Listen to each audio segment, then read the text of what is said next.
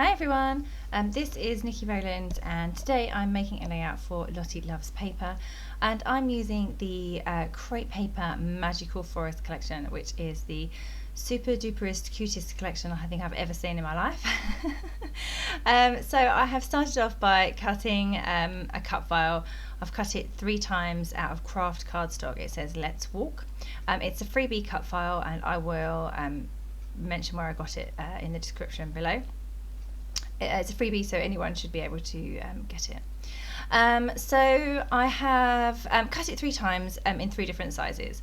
I've modified the cut file slightly because I wanted to remove some of the internal bits. So where it's mostly an open alphabet, but I have ungrouped or I have released the compound path, and then that way I have been able to remove some of the inner pieces so that I have ended up with some solid letters. So I have a bit of a variation in how my cut file looks.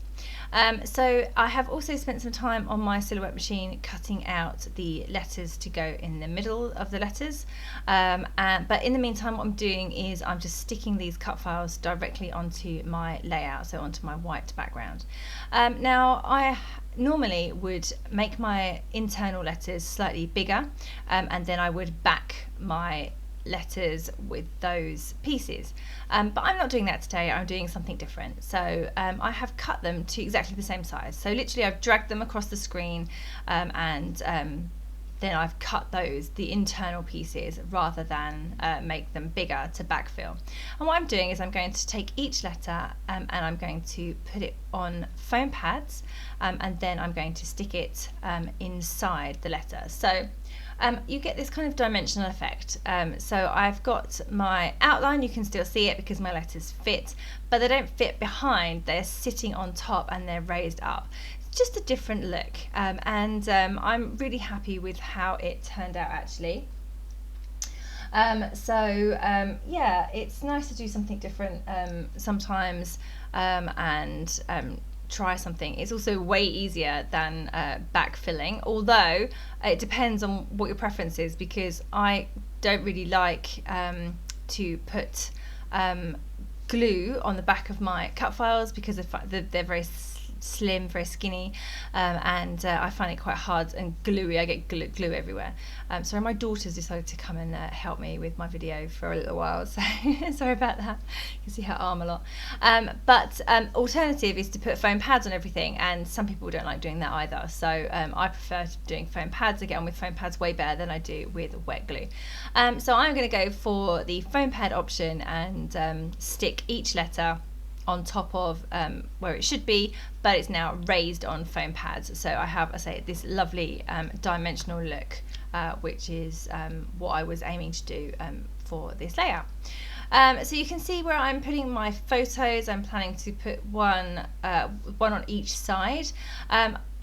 Looking back, I think these photos are probably slightly too big for what for this purpose. The cut files are too big and the photos should have been smaller. So if the cut files had been smaller, the photos would have been fine, but the photos are a bit big for the size of the cut file.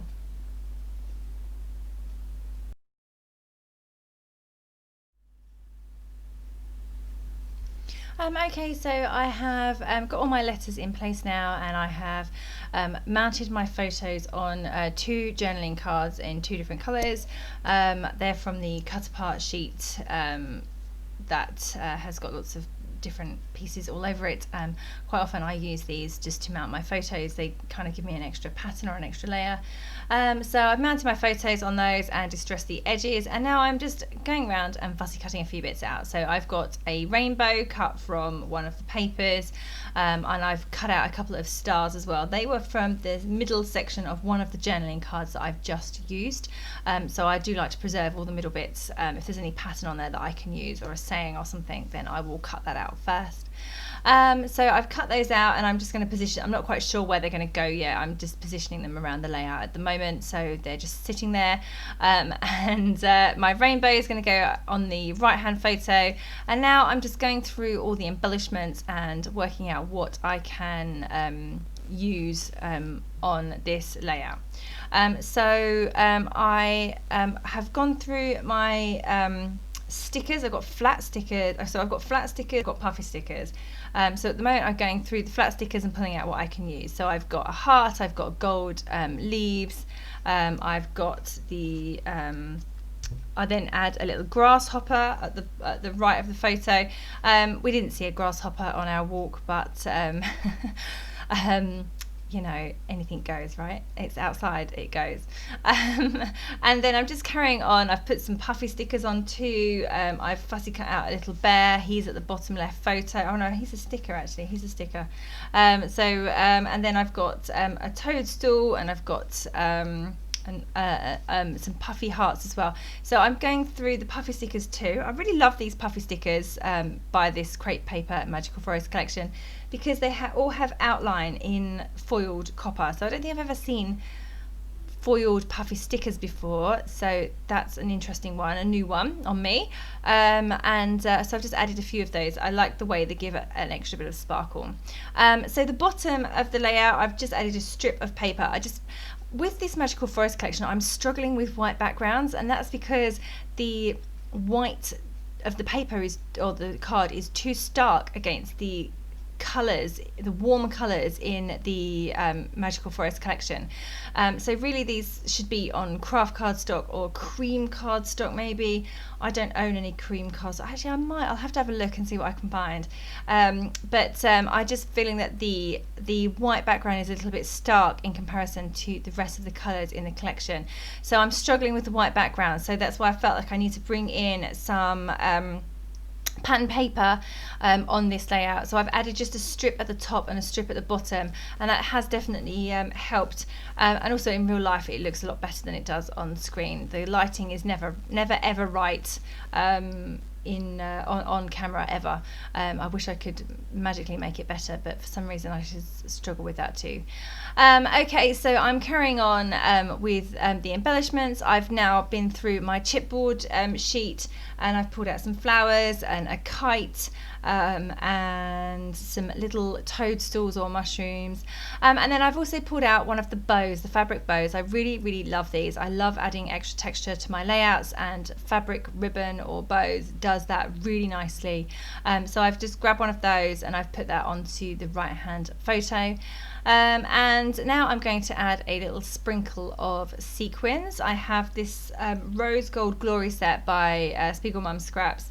I've had it in my stash for at least a year, and it's so lovely. It's the most beautiful set of sequins ever, and it goes so well with this collection, I say, because it's got the kind of rosy gold colour in it. So I'm just spending a bit of time sticking down my sequins. So I'm using glossy accents and a paper piercing tool.